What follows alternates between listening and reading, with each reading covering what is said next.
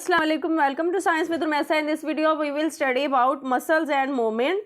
Origin और insertion में क्या फ़र्क है, एंटागोनिस्टिक मसल्स क्या हैं, फ्लेक्सर मसल और एक्सटेंसर मसल क्या हैं, फ्लेक्शन और एक्सटेंशन में क्या फ़र्क है, और फ्लेक्शन ऑफ एल्बो जॉइंट और extension at the elbow joint में क्या फ़र्क है, हम इनको तफसील से देखते हैं। बाइसेप्स और ट्राइसेप्स में क्या फ़र्क है, इनको भी हम देखते हैं।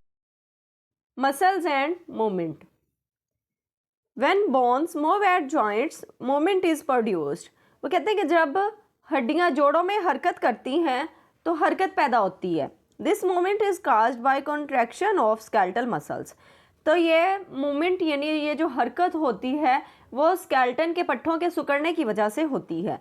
Which are attached to bones by tendons. जो हड्डियों से टेंडन्स के ज़रिए जुड़े होते हैं।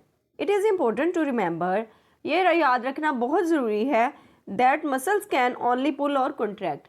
जो मसल्स हैं, जो पट्ठे हैं, वो सिर्फ खींच सकते हैं या सुकड़ सकते हैं, मतलब कि या तो उनको खींचा जा सकता है या फिर वो सुकड़ सकते हैं। They can not push bones, वो हड्डियों को धकेल नहीं सकते, मतलब कि हड्डियों को वो पुश नहीं कर सकते। Origin and insertion. अब स्केलेटल मसल है, one end of skeletal muscle is attached to an immovable bone is called the origin. अब वो कहते हैं कि स्केलेटल मसल है वो अटैच है एक इमूवेबल बोन के साथ। अब इमूवेबल बोन क्या है, जो बिल्कुल हरकत नहीं करती। फॉर एग्जांपल एक हड्डी है जो कि फॉर एग्जांपल हमारे एक खोपड़ी की एग्जांपल ले लें, खोपड़ी के अंदर ऐसी हड्डियां पाई जाती हैं जो बिल्कुल मूव नहीं करती, तो उनको हम इमूवेबल बोन्स का नाम देंगे। अब उन इमूवेबल बोन्स के साथ स्केलेटल मसल अटैच है, जहाँ पे वो अटैच होगा तो उसको हम ओरिजिन कहेंगे। The other end is attach to a movable bone. अब दूसरी तरफ जो है स्केलेटल मसल का दूसरा सिरा जो है वो मूवेबल बोन के साथ अटैच है, मतलब कि जो हरकत कर सकती है हड्डी उसके साथ अटैच है, तो हम उसको इंसर्शन का नाम देंगे। इंसर्शन और ओरिजिन में ये फ़र्क है। When a muscle receives a nerve impulse, it contracts, becomes shorter and thicker and pulls the movable bone at the insertion. जब पट्ठों को साबी तहरीक मिलती है तो ये सिकुड़ता है, मोटा और छोटा हो जाता है और इंसर्शन के वक्त मूवेबल हड्डी को खींचता है। Skeletal muscles usually work in pairs called antagonistic muscles. Skeletal muscles जो हैं आमतौर पर जोड़ों में काम करते हैं, मतलब कि वो जोड़े यानी पेयर्स की शक्ल में, दो की शक्ल में वो काम करते हैं, उन्हें एंटागोनिस्टिक मसल्स कहते हैं। One muscle contracts the other relaxes. जब एक मसल सिकुड़ता है तो दूसरा रिलैक्स हो जाता है, मतलब कि एक काम कर रहा होता है तो दूसरा आराम कर रहा होता है। A muscle that bends the joint is called flexor muscle.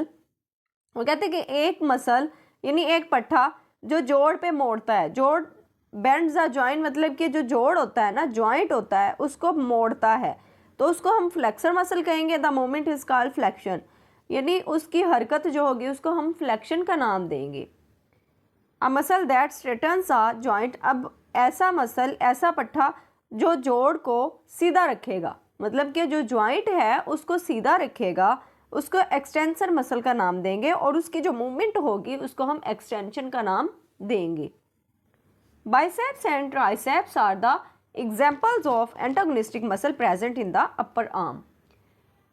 Biceps और ट्राइसेप्स ऊपरी बाजू में मौजूद मुखालिफ पट्ठों की मिसाल हैं। When biceps contracts and triceps relaxes, जब बाइसेप्स सिकुड़ जाते हैं, ट्राइसेप्स आराम करते हैं, the forearm moves upward, तो बाजू ऊपर की तरफ बढ़ जाता है। This movement is called flexion of elbow joint, इस हरकत को कुन्नी के जोड़ का मोड़ कहा जाता है। When triceps contracts and biceps relaxes, जब ट्राइसेप्स सिकुड़ता है और बाइसेप्स आराम करता है, the forearm moves downward, तो बाजू नीचे की तरफ बढ़ जाता है।